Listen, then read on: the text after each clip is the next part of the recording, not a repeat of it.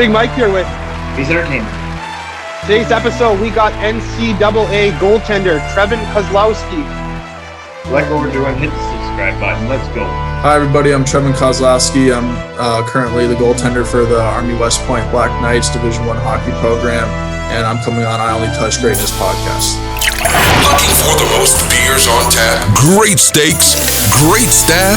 Head over to the John B. Pub. We got the best beers, steaks, chicken wings, nachos in town. Come see us at the John B. Pub. The John B. Pub, the best bar in town. Come sign up for our football pool. Say hey sent you.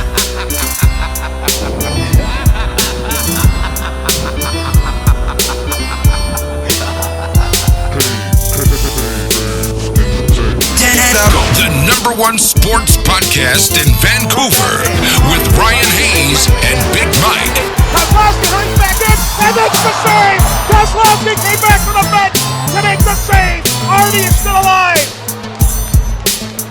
The nurse text said clear, and Kozlowski got it back. 1:40 is left, and Kozlowski just go home and slide in and make the save.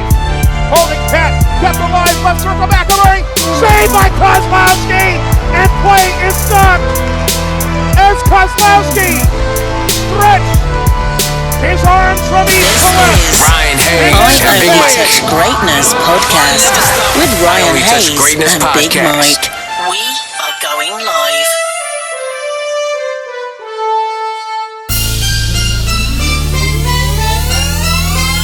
Hey, Trevin.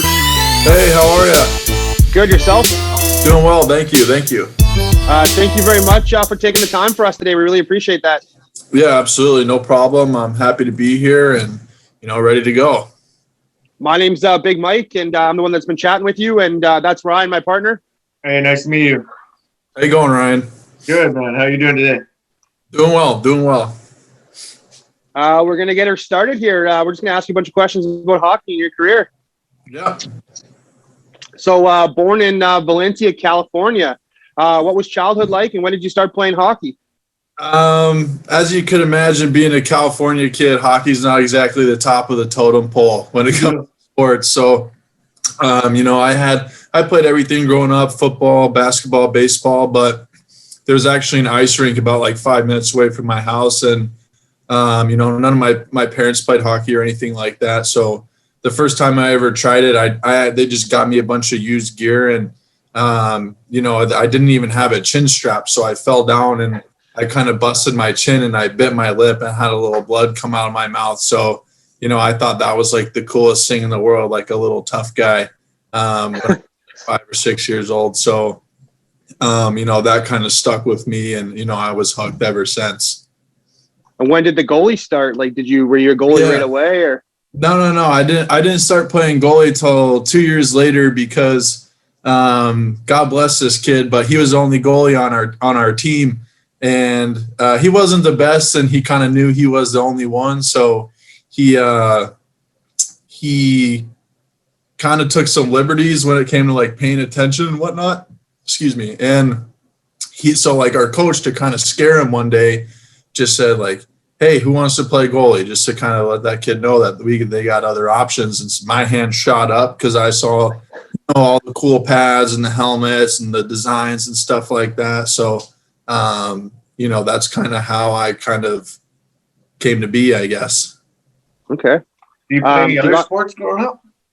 Yeah, I mean, I played my fair share of t-ball and stuff like that, and football. And then in high school, I actually played varsity lacrosse as well. But for California, it's kind of interesting because it takes up a lot of your time if you're going to play like AAA hockey growing up and stuff like that. So, again, my parents spent a lot of their time in the car driving me, to and from practice and whatnot. So, God bless them. And, I can't thank them enough. So I didn't get a lot of opportunities to play other like youth sports growing up as a kid. Okay. Do you have any nicknames, and what's your favorite jersey number and why? My nickname out here, at least with like the whole King Kong thing coming out, they call me King Koz. That's kind of been a nickname, or just Big Koz. I'm a bigger fella, so that kind of stuck out, and people ran with it for sure. And then I actually don't really have a favorite jersey number. I've kind of swapped around. In high school, I wore 31, and when I played juniors in Canada, I wore 41. And then when I got here, I picked 33 because I thought it was interesting because as far as I know, I don't think any other Army hockey goalie had worn 33 before. So I kind of wanted to write my own path, I guess, and kind of start a legacy. So I picked 33. Awesome. Patrick Waugh. Yeah, exactly. Yeah. And what's one challenge you came across in getting to where you are today? Oof. There's been a lot of challenges. I think in hockey, a big thing is you'll see kids commit to play Division I hockey at like a lot of kids will commit younger, and a lot of kids will commit older as well. Me, I kind of fell in the middle, but as you kind of climb the ladder a little bit, it's kind of in the back of your head, like, okay, there's scouts here. I got to play well. I got to try and get a scholarship to go play Division I hockey, and that kind of takes a toll on you for sure. So for me, it was kind of just staying strong mentally and just, not really worrying about it, just kind of playing my game and, not get too nervous, knowing that there's eyes on you and stuff like that, and just perform. I think you'll see a lot of kids today are kind of looking over their shoulder to see who's in the stands and that they have to play well. And then maybe they'll be gripping the stick too tight or something like that. And, so I would say that was a big challenge for me, just the mental game. And then another challenge, just my mental game in general. I'm a pretty emotional guy. And as a goalie, you kind of got to settle in your nerves a little bit and don't let your emotions get the best of you. And my coach at Army, Coach Riley, he told me, since my freshman year, I came in here, I'm banging my stick on the post if a bad goal goes in or something like that, snapping a stick over the crossbar or something. He calls me in his office and he's like, hey, like you can't never let the other team know, even in practice, never let the guys know, just kind of settle in. And, cause if a goal goes in and they see you smash your stick like that or get a little frustrated, then they're going to know that they're in your head. So just to kind of be calm, cool, and collected. And for me, like I said before, I'm a pretty emotional guy. So, that's something that I had to work on my mental game a lot as I progressed throughout my youth and then especially in my college career. Yeah, mental game is a big Mike, you're part of it for sure. We just had, can you hear me? Can you hear me? Yeah, I can hear you. Yes? That question. Okay. Oh, you went again, didn't you? Out again. Yeah, sorry about that. I just said, really? Is it working? Yeah. No, it's like the worst time. Okay, Mike. Well, he figures his shit. Well, you figure your shit out. Do you have a favorite sports hero? Do I have a favorite sports hero? Yeah. I wouldn't call him necessarily a hero, but he's definitely a guy that I watch film on all the time, and I try to emulate my game after him. That's John Gibson on the Anaheim Ducks. I watch his film religiously, especially before a game or something like that. I'll always watch him during the week, and if I do happen to miss a game just because I got homework or stuff going on, I'll always go ahead and kind of watch like the little YouTube recaps or something like that, just to kind of see how he plays. And I think he's so technically sound and he doesn't give up a lot of rebounds. So I really enjoy watching John Gibson, and that's somebody that I try and copy my game after. Pretty sure. Yeah, that's a good. John am Gibson I back now? From Vancouver. No, Sorry? He's American. Oh, yes. Okay. On when I played in Canada, my billet family that I stayed with, they're big Vancouver Canucks fans. Oh, really? Okay. Yeah. Perfect. Yeah. Before I lost you there with my internet, I was getting at is we had Ryan Walter on here just before you. He won a Stanley Cup in 1986 with the Montreal Canadiens, and he was telling us about Patrick Waugh because that was his rookie season. And we asked him, like, well, did you know he was going to be a superstar then? And he actually said that, yeah, he did. And one of the main reasons was he hated when pucks were in the net. So even if it was warm-up, if a puck went in the net, he would turn around, take the puck out of the net every time. He wouldn't just sit there and feel all the pucks go in. I'm pretty similar. In practice, I hate it. And my teammates will like give me a hard time about it. So like if they're in the corners and stuff, they'll kind of like shoot pucks in when I'm not looking or something like that. Oh, it gets me so mad. And in warm-ups, I kind of do the same thing, not to that extent, but we go through our different drills and whatnot. So before each drill starts, I'll go and I'll look through the net to make sure that there's no pucks in the net or something like that. If there is, they know not to go until I fish it out of there. That's a big pet peeve of mine. I hate when there's pucks in that, like when a drill starts in practice, or if I got enough time during practice to quickly pull it out, then yeah, I'll definitely do that. Okay. And I know you were just talking about your billets being Vancouver Canucks fans. I'm guessing that's when you were playing for the Silverbacks in the BC Hockey League? Yeah. I had a great time up there. My billet family, Brad, Susan Housen, and then I had two little boys, Cashin and Jonah as well. They were great people, and it was an awesome time playing up there in Canada, and definitely a different experience, and it prepared me really well to kind of take that jump to the Division I level. So you're now obviously the starting goalie for Army. You guys have the nicest jerseys I've ever seen. Those are pretty sweet. I'm not going to lie. Pretty clean. Yeah. Why'd you choose Army? We always ask this question because it's kind of like the one time in your career, I guess, that you guys get to choose where you're going to go. After this, you get traded, you get drafted, or you get signed. You're going where you're going. Yeah, it's obviously Army is a pretty unique school in itself. I know for me, I'm a pretty big patriot. I love America, and I've always had kind of a big sense of service to the country. Just kind of had that instilled in me growing up. My father's in law enforcement. My grandfather on my mom's side, he was in the Army. So I kind of always had that calling, kind of serve your country, your community, and stuff like that. And just kind of how I was wired. And then obviously when you start talking to them for hockey and you come to the school, I don't know if you guys have ever seen pictures of West Point or anything like that, but it's a very prestigious school when you look at the people that have came here and graduated from this institution, let alone come here in person and see all the facilities, see the campus, see the history, see the tradition that's behind it. For me, it was very difficult to come here and see all of that and then be like, yeah, no, I don't want to go here or anything like that. I understand that it's not for everybody. It's certainly different than your typical run-of-the-mill college. You got to put up with a lot of stuff that a lot of other Division I athletes might not have to go through. But, their job is to create leaders, for the United States of America. And, they do a phenomenal job of that here. And they push you every day. And in the summertime, when you're running around the woods, blowing stuff up, conducting missions and operations and stuff like that, training you to go into the Army, while most kids are back home skating or lifting, getting ready for the season and stuff like that. It's definitely some adversity that you have to go through while you're here. So for us to kind of always have that run that we had this past season and stuff like that, it's pretty special. But yeah, it's different, and I wouldn't trade it for anything. I've certainly had my fair share of hardships while I've been here, but yeah, it's been a good experience, and I'll definitely come out on the other side. Not only better hockey player, but just a better man all around as well. Yeah, absolutely. Those jerseys are sick. I was looking at your pictures earlier, and your jerseys with your pad set up, like. That's some sick uniforms. They do pretty good. Our equipment guy and our coaching staff definitely do a good job feeding into the input for how they're going to come out and stuff like that. But yeah, they definitely take care of us. And like you said, pretty clean for sure.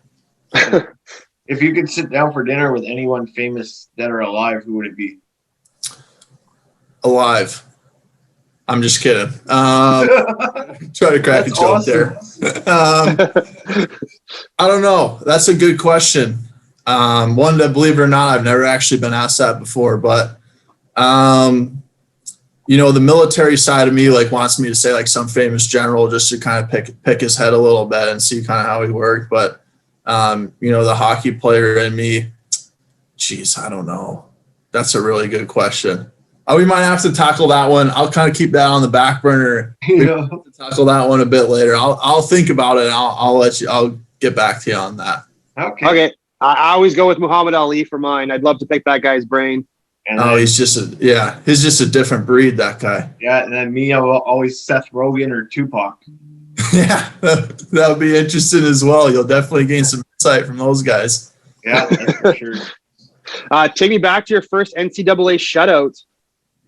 That was actually my junior year against Robert Morris.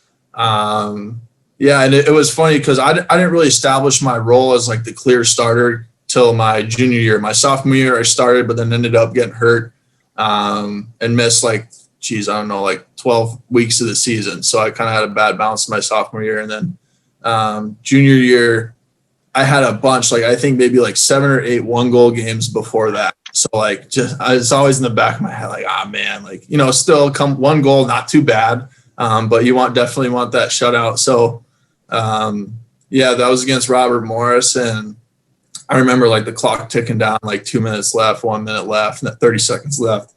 They pulling their goalie for the extra attacker and stuff like that. So that one was pretty good one to get. That was a good feeling. I still got the puck in my stall with the tape on it that says first shutout and everything like that. That's pretty cool. That's a pretty cool keepsake. Yeah, it's pretty rewarding for sure. And like I said, I had like 7 or 8 1-goal games before that, so I definitely wanted it pretty bad. So to get that one finally, that felt pretty good. Absolutely. And do you have any pregame rituals or routines? Yeah, I'm pretty, in general, not that superstitious. On game days, I'm extremely superstitious. I know you're like, goalies are the weirdos and stuff. Yeah. But for me, like I'll always, get up. We'll go up to the rink to watch film and stuff like that. I'll watch film, like power play or penalty kill or stuff like that. Just get like our pre-scout in. And then I'll come back down to my room. I'll always take a nap for only about like 30 minutes or so, 45 minutes. I'll get up, I'll eat my food, and then I'll go up to the rink. I'll put my headphones in. I won't talk to anybody. And then what's interesting is I'll always shave before I go out for warm-ups and stuff like that. And then when I'm getting ready, I'll always put my like right side of my stuff on before the left side on. So like my right pant leg will go through, then my left pant leg, then my right skate, then my left skate, then my, my blocker, then my glove, stuff like that. And then when I'm on the ice too, a kind of weird thing is like I'll only take sips of water in like sets of 3. So I'll go like 1 squirt, 2 squirt, 3 squirt, and then I'll put it back on the net. So just weird stuff like that. Again, in general, like going through my day-to-day, nothing, but for whatever reason on game days and during games, it probably has absolutely no effect on how I play, but it just like makes me feel comfortable and kind of allows me to settle in, I guess. And having that routine kind of lets me get in the mind state, like, all right, it's go time. What's in your pregame? Sorry? What's in your headphones then pregame? One more time, sorry. Your headphones? Okay. So pregame. So when I go up to the rink, it'll be like rap, So like you said, I'm from California, so like Tupac and all that kind of stuff, old school rap. And then he actually just died. But like I'll play DMX a lot too, or 50 Cent, just kind of like, get my blood flowing, get pumped up and all that. And then once we go on the ice for warm-ups, then come back off while they go around with the Zamboni one more time before the game starts. Yeah. I'll put on more like rock music. So like Motley Crue, Def Leppard, like all the like hair bands and stuff like that, just to kind of get me like pumped up and ready to go. Okay. And then this year, named NCAA AHA first All-Star team, NCAA East second All-Star team. What's it like getting those 2 achievements?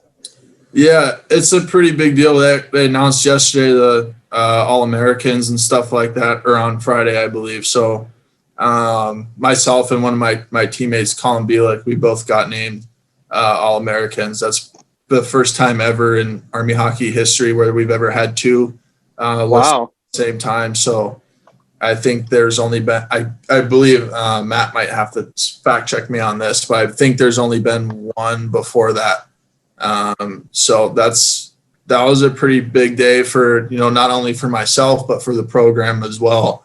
You'll see our names up there with guys from, Boston College and UMass. They just won the championship, and like a bunch of other big name schools. So it's good for the program in the sense that like it lets you know that, hey, like we develop big time players too, and we're on the map, and we can be a force to be reckoned with. So that was big, good, nice for me and for my teammate Colin to get recognized for for our hard work and what we've done at the national level, but also for our program. And obviously that none of that could have been done without the help of my teammates and stuff like that. My defensemen in front of me, they eat pucks like nobody else. Like I've seen guys get hit in the head, the wrist, the ankle, like, they'll do whatever they can to keep the puck out of the net. And, I'm just kind of the last line of defense. So yeah, it's definitely a credit to everybody, but it does feel really good to get recognized on that national level with the rest of the people that were up there. Puts me in some pretty good company. Absolutely. Congrats on that. That's huge. Thank you. If you were an animal, what would you be? Sorry? If you were an animal, what would you be?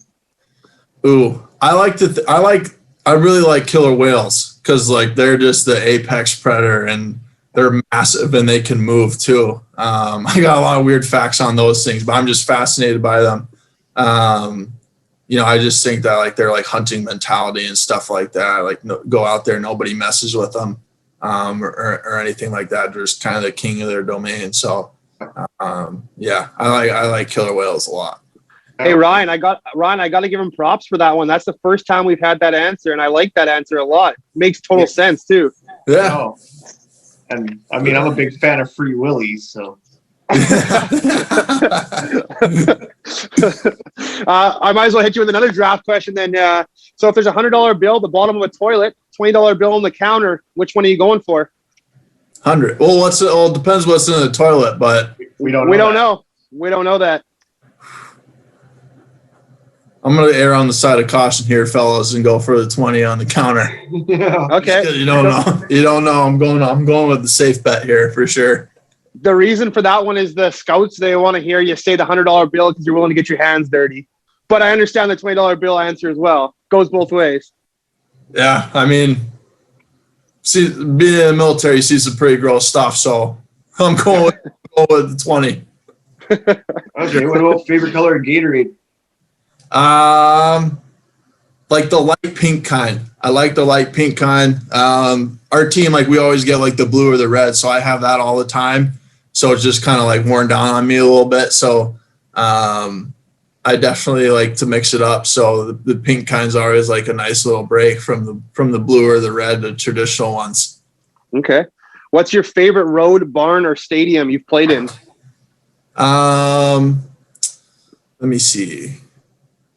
In terms of like facilities, I would probably say my junior year we played at UConn and they played in the AHL rink in Hartford.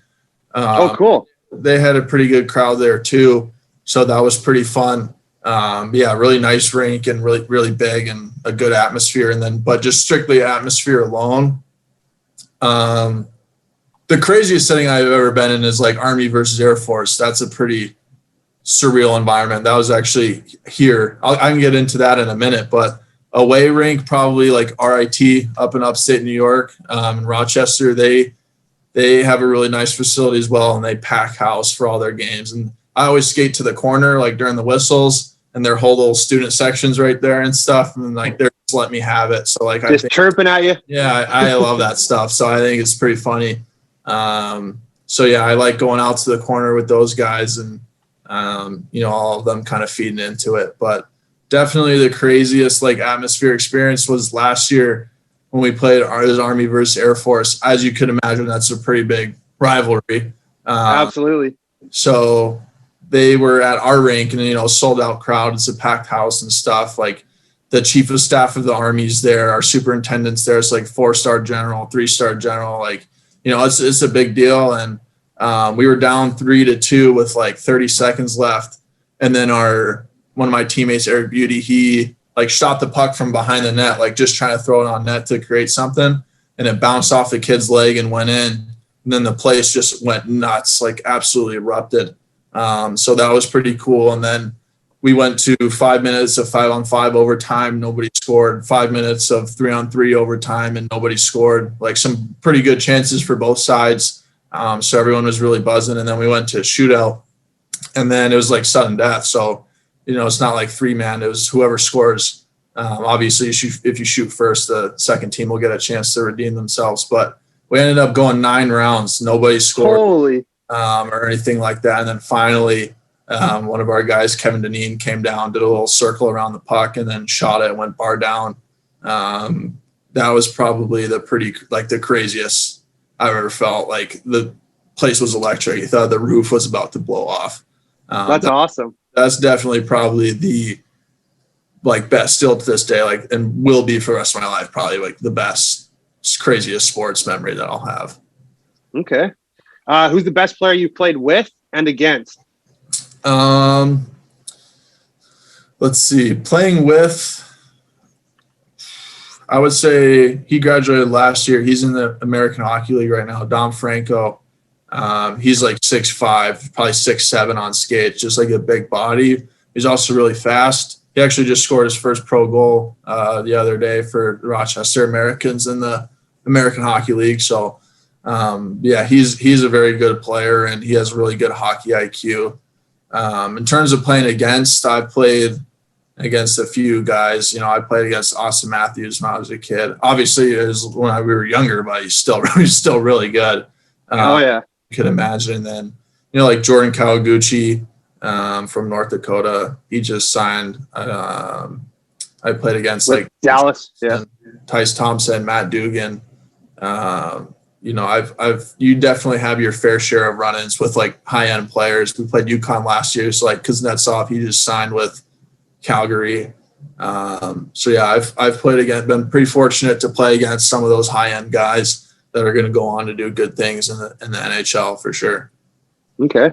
Here's one I don't usually ask goalies, but has anyone ever tried the Michigan or lacrosse bowl against you yet? They actually haven't, believe it or not, but that day when it comes, just because it's such a funky play. I can't remember who it was, but I watched a goalie this year. Somebody tried it, and he literally dropped his stick and just tried to swat at it with his arm, and it ended up working out. Yeah. But nobody's tried that. Fortunately, I'm a bigger guy. I'm probably about 6'6" on skates or something like that. So I take up a lot of the net. So maybe I'll be able to just kind of get into the post and throw my shoulder up, or definitely get my hands a little bit active and try and swat at it. But no, that hasn't happened to me yet. So I'm looking. We'll see what happens when the day comes. I haven't really seen a tendy come out and use the lumber yet, but I figured that just I'll throw a harpoon, hit him with the stick for sure. Yeah, or while they're lifting it up, you poke check their skates. But. Yeah, just slew foot them. This is another good for sure. It'll be a game time decision. We'll see. Yeah, exactly. What color is your stick tape, and do you have any hidden talents? My stick tape's black, which gets a lot of heat for a goalie. You don't see too many goalies with black stick tape. I do take my stick pretty weird too. I don't go all the way around. I really only do probably from the middle to the toe of the stick, and then a little strip on the bottom. So it's pretty unique. And I remember whenever some Instagram pages post my pictures or whatever, then they'll be oh, the black tape bandit or something like that. It's different, but I don't know. I kind of I like standing out in that sense and being a bit unique. So, but you definitely don't see too many goalies with black stick tape. Yeah, no, definitely not. What was the second question? Any hidden talents? I mean, I feel like every goalie can juggle this, but or can say that they can do this, but I can juggle. So, okay. That's probably about the craziest thing I could do. Pretty good roller skater. I don't know, California kid, skateboard, BMX bike, all that stuff that you would figure come out of a California kid, surfing, all that. Lots of rollerblading on that seawall kind of thing. Yeah. Back to that, you shave before every game. What happens when the playoffs? No playoff beard? Well, for us here, Army, we have to shave every day regardless. So I haven't right about that yet. And then, but I don't know if I get the opportunity to move forward, might have to make an exception. Okay. If a scout or GM were to ask, what do you bring to the table, and describe your playing style? I would say, what do I bring to the table? I would say my compete, and just my level of discipline as a whole. Obviously, being here at the United States Military Academy, you have a lot of time taken up with your schooling and the military things as well, on top of being a Division I hockey player. Like I said before a little bit, there's no other team in the country, with the exception of maybe Air Force for hockey, that has to go through that kind of stuff. By me being here, I've learned a lot about time management, discipline, competing and not really taking any day for granted. So as challenging as it is to be at this academy and be a Division I athlete, if I do get, if a scout was to, kind of give me the opportunity moving forward, when I can just now focus on solely being a hockey player, imagine the skill set that I could have when I could dedicate all of my time to just focusing on that craft. Because right now you're juggling your academics, you're juggling your military, and you're juggling being a hockey player, which is a lot.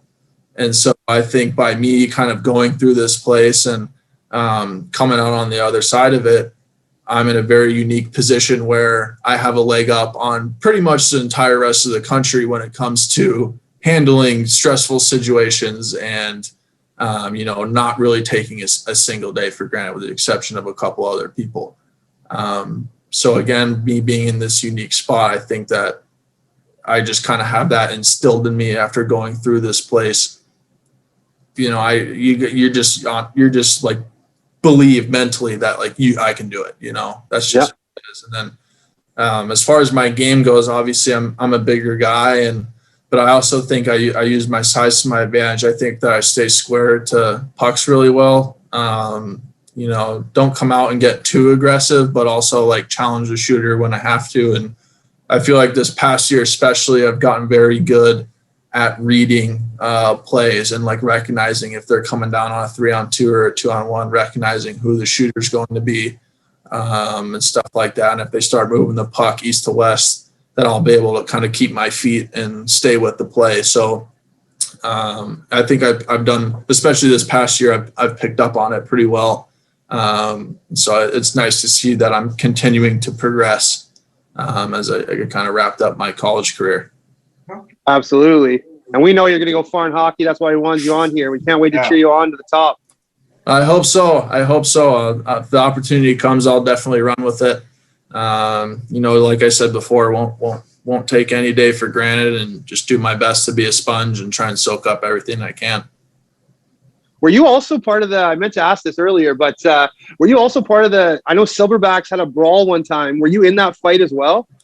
Yeah, if I still have the video of it on my phone, but this was probably like midway through the season. We were playing the West Kelowna Warriors. It was like at the end of the period, and somebody ran into me, and so like there's like a pile up in front of the net. Nobody was really doing anything. But then this dude, I had the puck covered, this dude skated in and kind of like gave me a little tap, so that pissed me off. And so I was on my knees and I just fired him one right in the leg. He dropped, and then he got up and started like kind of spearing me with a stick. So then I got mad and I threw my stuff off. And as I was getting up off my knees, I pulled him down and just started feeding him. And then everybody else obviously got into it as it kind of took off. And yeah, then there ended up being a massive line brawl and stuff like that. But yeah, I remember like skating by their bench and just started like, letting their guys have it, and they're all yelling at me and stuff like that. Because like I said before, I'm a pretty emotional guy. So when I get mad, I get mad.